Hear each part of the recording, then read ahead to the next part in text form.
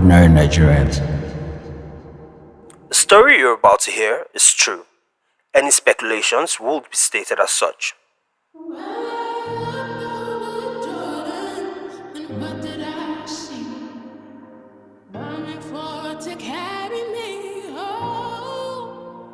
I saw a whole band of angels coming after me, coming forward to carry me home. Sweet. On Monday, the 4th of June, 1888, the Lagos Colonial Hospital on Broad Street admitted a patient named Adeola. She was an old, friendless woman suffering from a chronic ailment. She had likely exhausted other means of treatment, from herbal to spiritual and otherwise. This was her last resort, and here is why. In the late 19th century, the indigents of the colony of Lagos rarely used the colonial hospital. Widespread institutional prejudice had turned it into a place of deep mistrust. As the Lagos Observer reported on July 21st, 1888, many preferred to seek native medical care or even die at home, rather than consult the colony hospital. Whatever led Adeola there must have come from a place of desperation, but she must have believed, at least faintly, that she will receive some care. She was wrong. Maybe she couldn't have known it then, but she was walking into the heart of a broken system, one that will fail her entirely in the end. A few months later, her death will ignite a reckoning in the city, and from the depths of her gravesite will rise the first coordinated wave of advocacy that gave birth to the Nigerian medical system as we currently know it. The roots of our modern healthcare traced back in no small parts to Adeola's final days.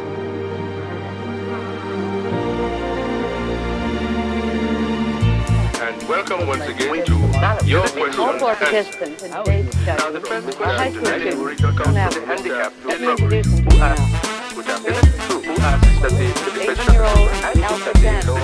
in college. This is the Ordinary Nigerians podcast, your window into the lives of the remarkable yet everyday Nigerians in history.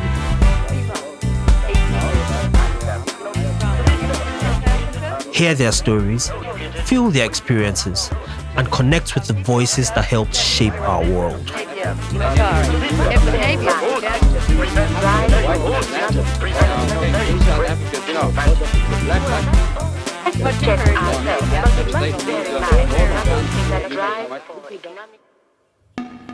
By 1888, Lagos had undergone some measure of Western modernization, as seen in its institutions, urban planning, and public infrastructure. As soon as the British annexed Lagos in 1861, the colonial government set to work transforming the city through a series of public works projects. They established key administrative infrastructure, including a consulate, a customs house, and a formal postal service. By 1867, they established a hospital to provide medical care for certain residents, marking one of the colony's earliest steps towards organized healthcare. Of course, none of the colonial government's actions were altruistic. The little island ceased to be just another town when the British took over. Instead, it became a staging ground for a system designed to facilitate trade with the hinterland. Cities like Abeokuta, Ibadan, Benin, Ilorin, and more in the north held vast agricultural wealth that the British were eager to extract. Lagos was only the first domino, the beachhead for the eventual annexation of the entire region. It offered economic opportunity for the ambitious natives and also served as a staging point for certain activities. These activities drew in different characters, ranging from white British doctors to desperate native women seeking medical care. In the Lagos Observer article, Adeola was described as an old friendless stranger in the colony, suffering from a chronic ulcer and diarrhea. She was admitted into the colonial hospital on the 4th of June, and 16 days later, on the 20th, she was discharged by the acting colonial surgeon, Dr. Cecil Digby. Now, in the discharge note, he scribbled the letters DNI, discharge not improved. This meant that although Adeola wasn't getting better, she still had to vacate the premises immediately. At around 2 p.m. that same day, the assistant colonial surgeon, Dr. Martel, began executing his principal's orders. As the second in command, it was often his duty to implement directives from medical to administrative. This time, he enlists the help of a third character, Mr. White, the hospital's dispenser, to dispense the body. Mr. White in turn instructs 4 crew boys to discharge Adeola from the hospital. Where to? Nobody said. The crew boys were Sierra Leonean field hands whom the British often employed as handymen. They were very familiar with the order and understood it to mean that the patient could be forcibly relocated to any convenient spot outside of the hospital. 200 meters away from the gate, they turned the old woman into the ground by the racecourse and left her there to the whims of the element. I wonder what was going on in her mind at this point. She went to the hospital to receive care. Her condition hadn't improved and she was barred from receiving more treatment by the only formal hospital in the area. From the official records, we know she was only offered a drug called Crete on the day she was admitted. Crete was a sedative, and perhaps it momentarily managed her diarrhea, but she was given nothing else to treat the root cause of her condition. Instead, she was thrown into the streets and left there to rot. To truly understand Adeola's situation, I will read directly from the official statement of 2 Lagosians who witnessed the scene. First is Mr. Michael Wilson, who said, begin quote, "The men took the stretcher from their shoulders into their hands and then turned it on the ground, the woman's face being downwards. The stretcher was about 3 feet from the ground. The woman did not get up, but remained sitting where she was thrown down." End quote. The second unwilling witness to the tragedy, Mr. J.A. Vaughan, said, begin quote, "The sad spectacle attracted my attention and I went near the person. Immediately I got there, Mr. Gilpin and others came there as well. I found that the person on the stretcher was a woman. She was saying when I was living with Mr. Gilpin that if it rained that night, she would die. She had no food and was covered with one miserable sheet." End quote. When I mentioned earlier that some of the colony's indigents would rather die at home than use the colonial hospital, it wasn't a trivial fact. At that stage of life and living, many indigenous communities did not have robust public health care systems. If one caught an illness that the local herbalist or spiritual healers could not treat, the only option left was to await the inevitable at home. The important point, however, is that care, though informal and intimate, was still present at home, provided by family, neighbors, and the general community. My guess is that even this option was not available to Adeola. She must have strayed too far away from home for too long. Soon enough, a small crowd gathered at the scene, and luckily for Adeola, they were nothing like crew boys. They were more sympathetic, started the fire, gave her more clothes, and fed her. She remained there for the rest of the night. By the next day, word had spread. One of Lagos' most prominent figures, Reverend James Johnson, one of only 2 Africans in the Legislative Council, intervened. He reached out directly to the governor, Alfred Moloney, and urged him to take action. And on the governor's orders, immediate steps were taken to return Adeola to the hospital. Despite the timely intervention by the citizens of the colony, Adeola died 8 days later, in the afternoon of the 29th. Cause of death was neither known nor investigated, yet she was buried the very next day at the Ikoyi cemetery, and the hospital considered the episode over. However, Lagosians found out and petitioned the governor, who immediately ordered an inquest into the whole affair. An inquest in colonial Lagos meant a formal fact-finding investigation into a sudden, unexplained or suspicious death. It was usually overseen by a coroner, accompanied by a jury of local citizens. Even though the investigation was official, it had no powers of prosecution or conviction. The best the inquest could do was recommend a trial, and even that was subject to the discretion of the coroner, who was also a government official. The next morning, on Sunday the 1st of July, the same prominent Lagosians who had catered to Adeola on the racecourse were summoned to the cemetery to identify her body. This was meant to be the first step of the inquest, to identify the corpse, after which the jury and the coroner would sit. The coroner in this instance was a man named G.B. Haddon Smith. I'm speculating, but I believe the inquest was ordered to show the Lagosians that Adeola was truly dead and that she had not been thrown out of the hospital again. The governor probably wanted to give an appearance of fairness to whatever might have transpired. He was basically telling them to see the body, say their piece, and carry their wahala away. But something unexpected happened that day. Something the governor likely did not anticipate when he ordered that inquest. Something that not even the Lagosians, outraged as they were, could have imagined when they showed up that morning. When the coffin was opened, they found Adeola's body lying laterally on her side, which was highly unusual. Most corpses are laid flat on their backs, but this was the posture of someone seeking warmth, comfort, not the cold stiffness of death. It was the position of a person in pain, or worse, a person resigned to fate after the coffin had bolted shut.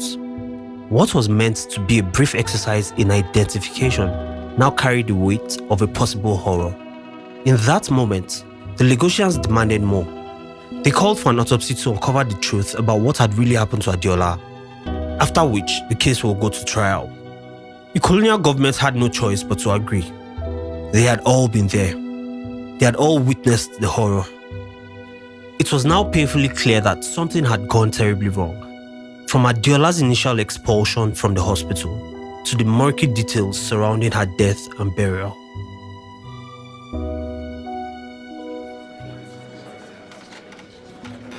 The inquest opened on Monday, July 2nd, 1888, just 3 days after her death. It was meant to be a routine investigation into Adeola's demise, but in truth, it became the beginning of a civic confrontation between a grieving city and a government desperate to save face. Witnesses took the stand. Mr. Gilpin, who had fed her that day by the roadside. Mr. Vaughan, whom Adeola told that she would die if it rained that night. Even the 4 crew boys who had turned her face first into the dirt. One after the other, they gave their accounts. They painted a picture that was both harrowing and unmistakably clear. Adeola had been turned down by the institution whose primary purpose was to care for her. Then came the medical personnel.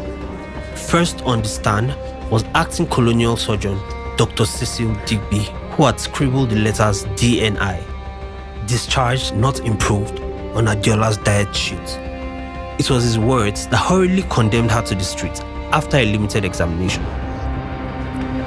During the deposition, Dr. Digby under oath inadvertently made the stunning submission that Adeola's suffering was not the result of medical oversight, but of intentional cruelty. He admitted that she was used as a warning. The following are his actual words. Begin quote. There seems to be a general misapprehension of the use of the colonial hospital. Patients are admitted there for medical treatment only. It is not a poorhouse.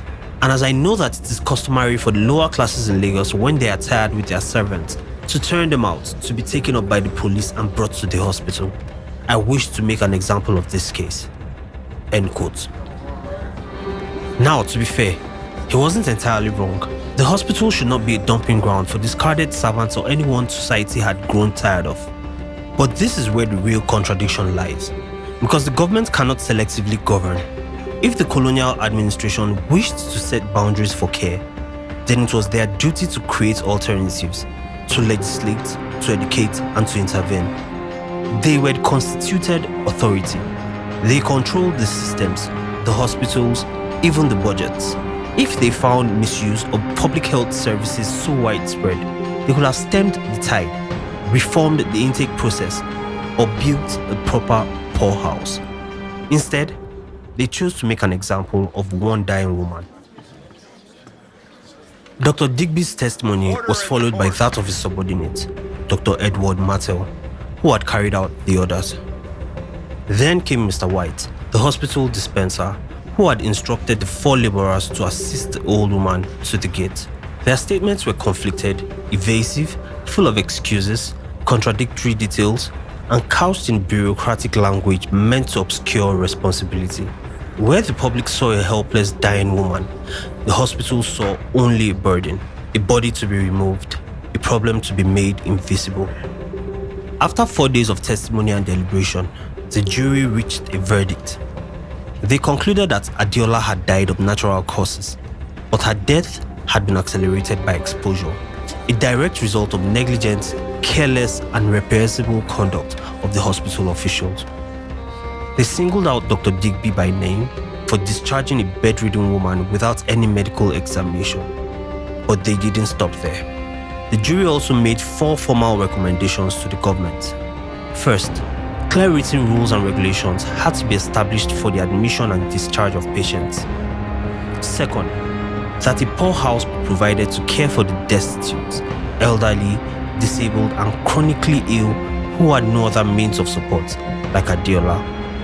Third, that an infirmary be built for those with incurable conditions, a place for long-term care, not just emergency interventions. And finally, that an oversight committee consisting of both British officials and native representatives be appointed to visit the hospital regularly and report on the treatment of patients.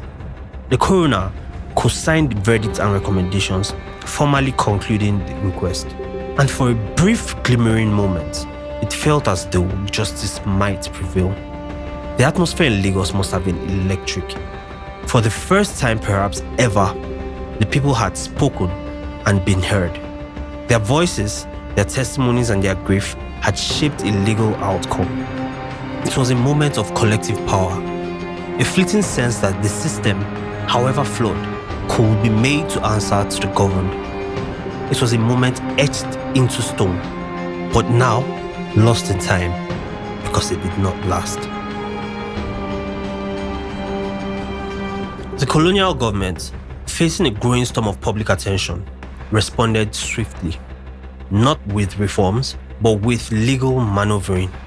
That same evening, warrants were issued for Doctors Digby, Martel, and Mr. White on charges of manslaughter. On the surface, it seemed like accountability had finally arrived, but beneath it, a quieter maneuver was underway. Dr. Martel, despite being under investigation, was quietly appointed acting colonial surgeon.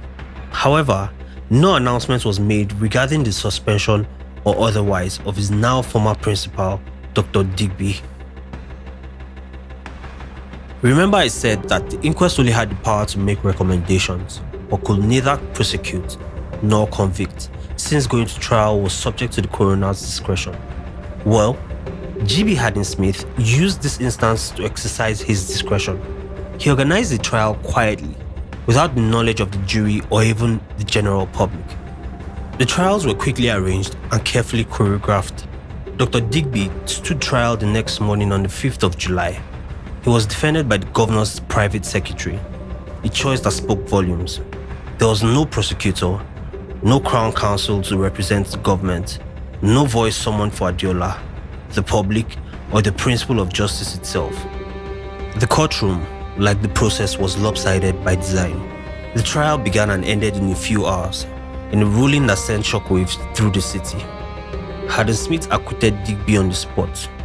It would later emerge that the two men were social acquaintances, a clear conflict of interest that should have barred Haddon-Smith from presiding over the case. Dr. Martel was tried the same way the following day. No lawyer, no defense team, and quickly still acquitted. By the time Mr. White was due to stand trial, public patience had frayed to the point of rupture. Placards began to appear across Lagos, calling citizens to a mass meeting at Glover Memorial Hall.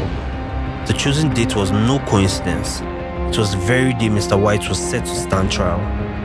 But the government, sensing the swell of the civic momentum, acted again. They moved the trial forward and acquitted Mr. White that morning, before the public could gather. By the time hundreds of Lagosians assembled, damage was already done. Justice had not only been denied, it had been outpaced and stolen in plain sight. That night, the people did the only thing they could. They passed a resolution. A formal memorial will be drafted, addressed to the British Secretary of State for the Colonies, demanding an independent investigation and the immediate reform of the colonial medical practices. The meeting was adjourned till Monday, the 16th, when the memorial would be signed and the petition formally dispatched. That memorial was printed in the Lagos Observer on July 21st, 1888, 6 days after it had been dispatched. It was written by J.W. Cole and J.J. Thomas, both merchants who would become two of the four founding Africans in the Lagos Chamber of Commerce that same year.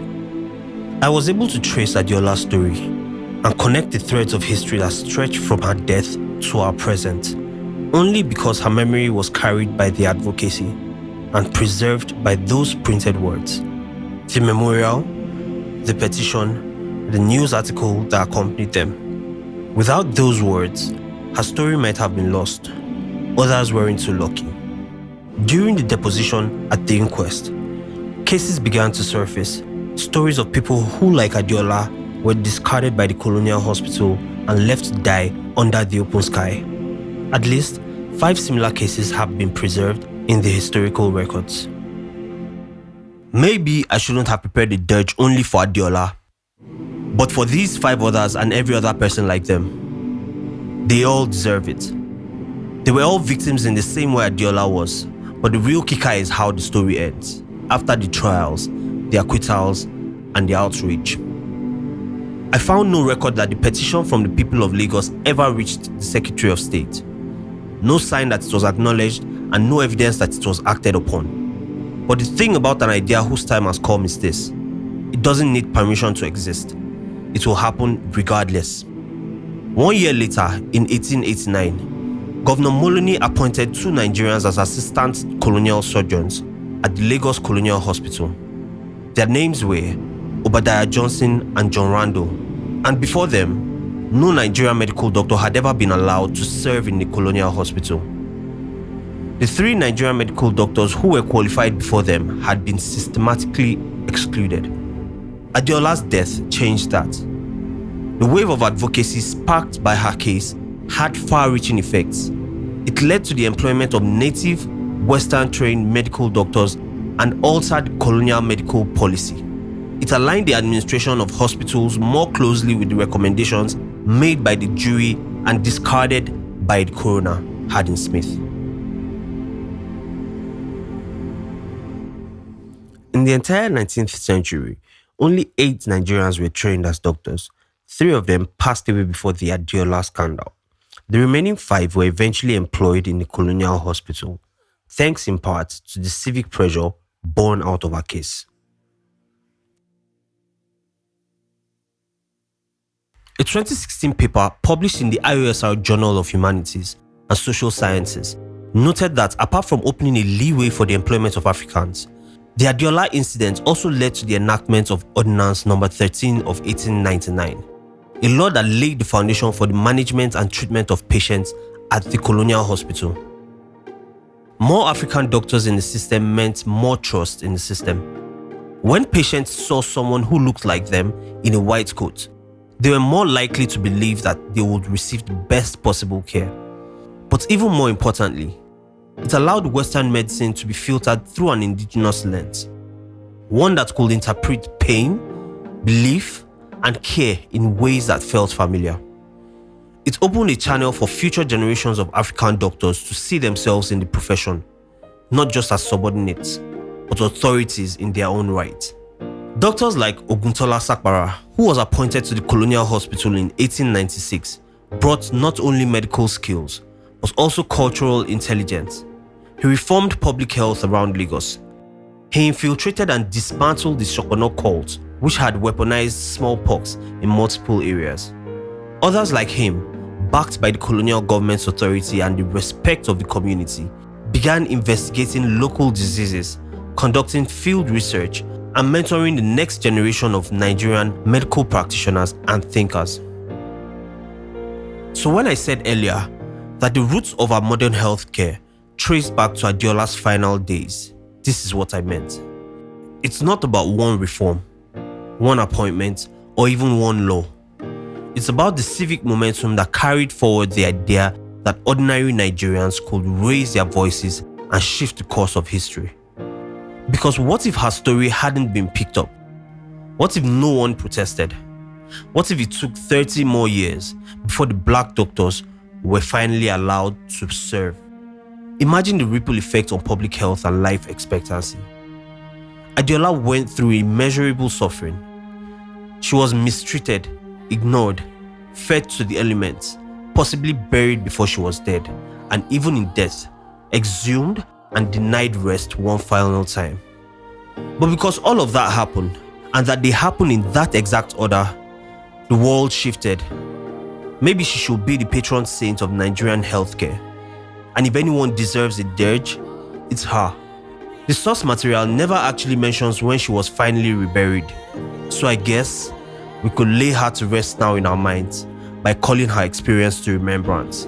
Not just remembrance, but an awareness that every act of discrimination, malpractice, or neglect, whether systemic or personal, is a betrayal of her death and a gruesome reminder of the horrors that she endured. Maybe that will remind us to do better, be better, and act accordingly as we lay a wreath on her gravestone, even if only in spirit. Swing low.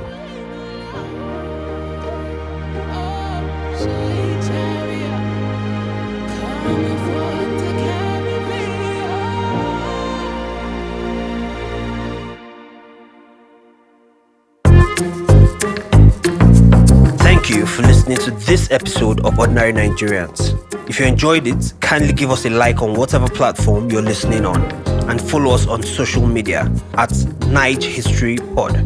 That's NIG History POD. This episode was written, directed and produced by Samuel Smish Ishola. Scoring, audio production and voiceover by Shit Cordis Brian, with administrative and research support from Eniola Busari and Sopo Shit. Copy editing by Omogbolan Bello. Much thanks to Abisola Adedamola Lawale for performing the song Swing Low. Ordinary Nigerians is executive produced by Outhouse Productions, SG24 Productions, and the very good people at Archive under the first cohort of the Archiving Fellowship.